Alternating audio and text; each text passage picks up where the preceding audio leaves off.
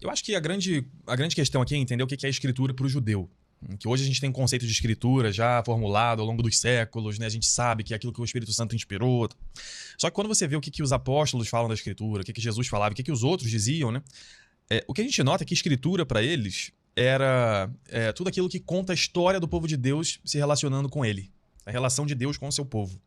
Só mais tarde é que vai ter essa preocupação de quais livros são realmente palavra de Deus e quais não. Antes parece que a coisa era mais solta, né, no tempo de Jesus.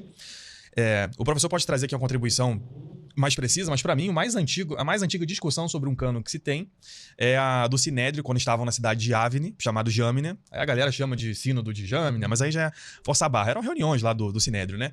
Na época do Rabino Akiva, então no início ali do século II, em que eles começam num tratado, né, que é a Tosefet Yadayim, o nome desse tratado, né?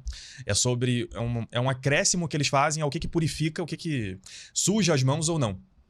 E lá eles começam a decidir quais são os livros que realmente, se você tiver com a sua mão impura, você não pode usar aquele livro, né? São livros que contaminam as mãos, assim que eles falam. E eles começam a discutir. E é nessa discussão que eles tiram livros que são mais tardios ali, a escrita deles antes do tempo de Jesus, e também os livros dos evangelhos. Eles dizem assim, os livros que vieram depois do Eclesiastes e também os livros dos hereges não contaminam as mãos, ou seja, é um livro que qualquer um pode usar, não precisa ser purificado. E é aí que tem a pedra do começo da discussão, que vai levar séculos, tanto para os judeus quanto para os cristãos, para a igreja, né, para decidir quais são esses livros. E aí que toda a confusão começa. Não sei se o professor concorda comigo. Eu concordo, sim. E a questão interessante em primeiro lugar, quando nós ouvimos falar de judaísmo da época de Jesus, ou um pouquinho posterior, muitas vezes se tem a ideia de uma unidade perfeita entre judeus, uma escritura já canonizada, com todos os livros. Não era assim. Eu vou citar aqui algumas coisas até antes de Cristo, para chegar no período de Jesus. O judaísmo era extremamente plural. No período anterior a Jesus, no período de Jesus e no período posterior a Jesus. Tanto é plural que até hoje permanece nessa pluralidade. Você tem os mais liberais, você tem os ortodoxos, que são diversos também. Enfim, então o judaísmo não é algo que existe como uma harmonia de raciocínio, de pensamento em todas as coisas.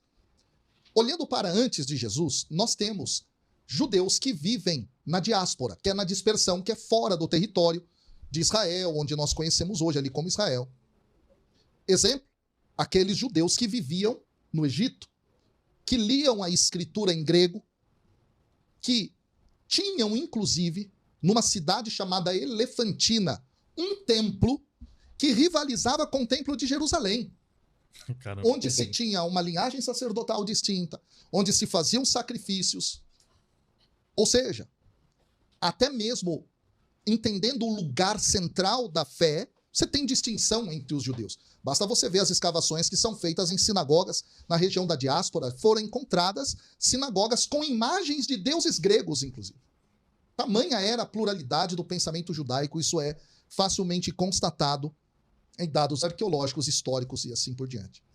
Neste sentido, não se tinha ainda, no período de Jesus, por óbvio, uma escritura canonizada. O que você tem são algumas listas, mas lembre-se que os livros na época não eram como os livros que temos hoje, onde cabiam todos os textos num único tomo. Você tem diversas obras ali, uma colocada próxima da outra, mas não se entendia aquilo como uma unidade. Tá? Basta ver as escavações em Qumran, por exemplo, onde se encontraram os manuscritos do Mar Morto. Mais de 800 manuscritos, minha tese doutoral trabalha isso, né? Com diversos textos, inclusive até filosóficos. Já aí se encontra uma biblioteca de uma comunidade judaica entendida como dissidente pela ortodoxia da época, de sacerdotes que achavam que o templo de Jerusalém era um templo corrompido e eles tinham que viver a pureza, foram para o deserto na região da Judéia, por exemplo. Alguns permanecem em Jerusalém, como essênios, possivelmente são os essênios. Então o judaísmo era plural e, portanto, as escrituras também, neste sentido, eram plurais.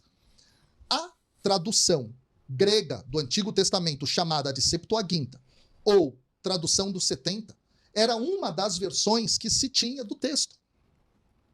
E nesta, especificamente, tem lá os tais 7 livros, ok? Que não estão na versão do cânon protestante. Além desses livros, outros ainda.